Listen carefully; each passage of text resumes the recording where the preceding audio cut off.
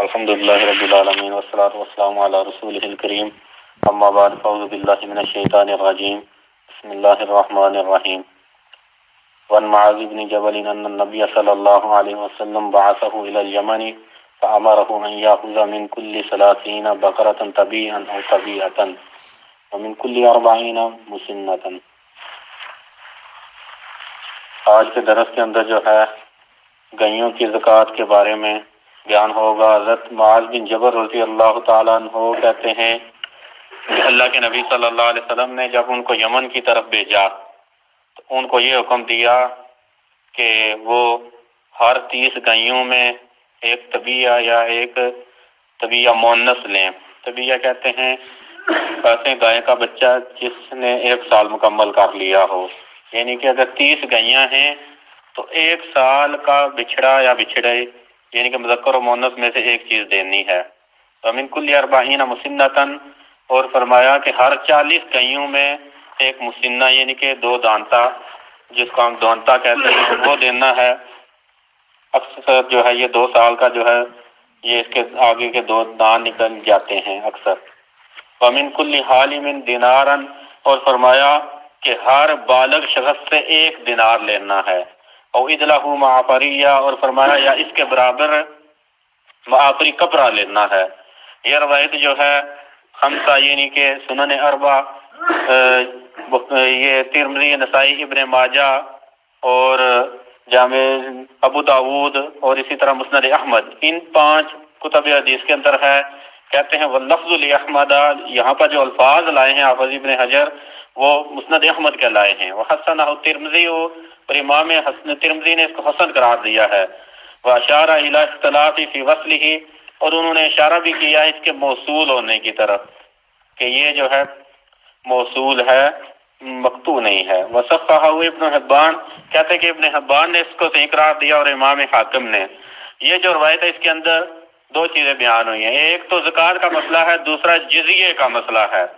حضرت معاذ کو اللہ کے نبی صلی اللہ علیہ وسلم نے یمن کی طرف بھیجا تو یمنی جو لوگ تھے، پیچھے ہم پڑھ کے آئے تھے، اللہ کے نبی صلی اللہ علیہ وسلم نے ان کو کہا تھا کہ سب سے پہلے جو ہے تم انہیں کلمہ کی دعوت دینا، یعنی کہ اللہ کے ایک ہونے اور محمد صلی اللہ علیہ وسلم کے اللہ کے نبی رسول ہونے کی دعوت دینا۔ اگر یہ چیز مان لیں تو انہیں 5 نمازوں کی دعوت دینا، اگر یہ مان لیں تو پھر انہیں فرضی زکوٰۃ کا بتانا۔ اگر زکوٰۃ دینے لگیں تو یہ تفصیلی روایات پیچھے گزر گئی تھی کہ ان کے عمدہ مال سے بچنا۔ اسی سفر کے لیے بھیجتے ہوئے اللہ کے نبی صلی اللہ علیہ وسلم نے حضرت معاذ بن جبل کو کہا تھا کہ یہ جو یمنی ہیں یہ مال مویشی رکھتے ہیں، اور مال مویشی بھی زیادہ ان کے پاس گائیاں تھی، تو فرمایا کہ ان کی زکوٰۃ لے گا تو یہ طریقہ ہے کہ ہر 30 گائیوں میں سے ایک بچڑا یا بچڑی جو ہے 1 سال کا لینا ہے، اور ہر 40 گائیوں میں ایسا جو ہے جانور لینا ہے جس کے 2 دانت آگے کے نکل گئے ہوں، یعنی کہ 2 دانتا جانور ہو، وہ 40 کے اعتبار سے لینا ہے۔ یہ تھا زکوٰۃ کا۔ اور وہاں کے بعض افراد، جیسا کہ پیچھے بتایا تھا کہ اللہ کے نبی صلی اللہ علیہ وسلم نے معاذ بن جبل کو کہا تھا کہ معاذ میں تمہیں اہل کتاب یعنی کہ یہودیوں اور عیسائیوں کی طرف بھیج رہا ہوں، تو یہودیوں اور عیسائیوں کی طرف بھیج رہا ہوں، تو فرمایا کہ ان سے جزیہ لینا ہے۔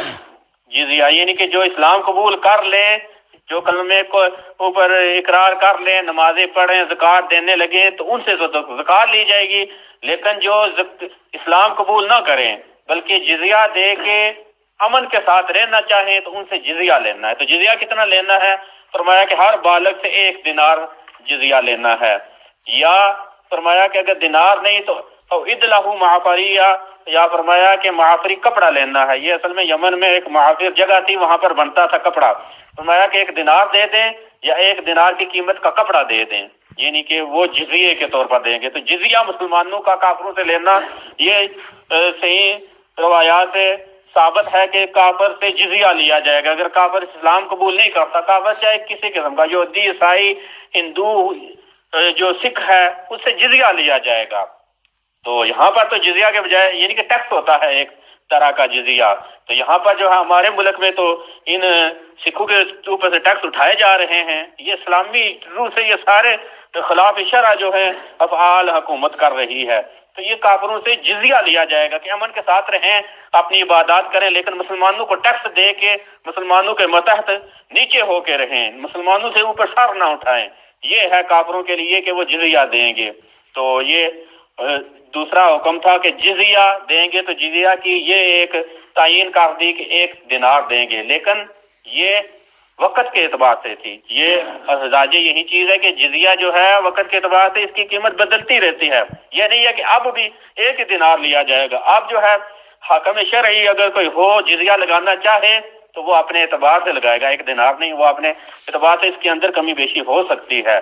لیکن جو زکوٰۃ تھی وہ مقرر ہے، وہ پیچھے بیان ہوگی کہ گائیاں اگر 30 ہیں تو 30 سے شروع ہوگی زکوٰۃ، 30 گائیوں پر ایک ایسی گائے دی جائے گی، ایک ایسا بچڑا دیا جائے گا جس کا 1 سال عمر ہو، اور اگر 40 کا گروپ بنتا ہے گائیوں کا تو پھر فرمایا کہ ایک ایسا بچڑا یا بچڑی دیا جائے گا جو 2 دانت جس کے آگے کے نکل گئے ہوں۔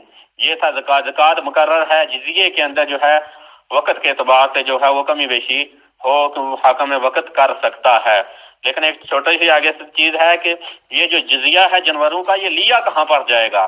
حضرت عمر بن شعیب اپنے باپ کو اپنے دادا سے بیان کرتے ہیں کہ رسول اللہ صلی اللہ علیہ وسلم نے فرمایا کہ مسلمانوں کا صدقہ جو ہے وہ ان کی پانیوں کی گاٹھوں پر لیا جائے گا۔ یہ روایت جو ہے مسند احمد کے اندر ہے، یہ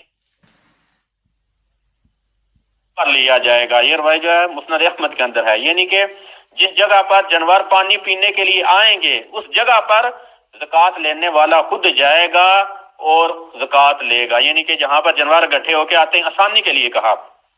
اور مسند اور سنن ابی داؤد کے اندر ہے کہ وَلَا تُؤْخَذُ صَدَقَاتُهُمْ إِلَّا فِي دُورِهِمْ، فرمایا کہ ان کے صدقوں کو ان کے گھروں میں لیا جائے گا، یعنی کہ پہلی روایت کے اندر صرف مال مویشیوں کی زکوٰۃ کا تھا کہ کہاں لیا جائے گا، یعنی کہ مال مویشیوں کو لوگ جہاں پر پانی پلانے کے لیے جس جگہ پر لاتے ہیں صدقہ لینے والا وہاں جائے گا، ادھر سارے آسانی سے آتے ہیں، ادھر سے زکوٰۃ لے گا۔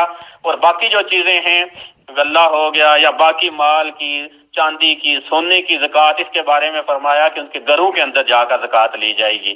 تو یہ حکم ہے کہ جو زکوٰۃ لینے والا ہے، جن سے زکوٰۃ لینی ہے، ان کے پاس خود چل کے جائے گا زکوٰۃ لینے کے لیے، ان کو تنگی میں نہیں ڈالا جائے گا کہ ایک جگہ پر بیٹھ جائے اور صاحب اس کو حکم کرے کہ آؤ زکوٰۃ مجھے دے کر جاؤ میرے دفتر میں، نہیں، خود وہ جائے گا۔ یہ ہے شریعت کے مطابق جس کی یہ ڈیوٹی ہے کہ یہ جس کے کام سپرد ہے کہ زکوٰۃ وہ اکٹھی کرے گا، تو وہ جانوروں کی زکوٰۃ اکٹھی کرنے کے لیے ایسی جگہ جائے گا جہاں جانور پانی پینے کے لیے اکٹھے ہوتے ہیں، آسانی ہے ان کے لیے بھی جو جانوروں کے مالک ہیں۔ اور باقی چیزوں کی زکوٰۃ کے لیے فرمایا کہ اس کے گھروں کے اندر جا کر شرعی حاکم جو ہے وہ اپنی طرف سے کوئی اگر نمائندہ مقرر کرے گا تو وہ ان کے گھروں سے جا کر زکوٰۃ وصول کرے گا۔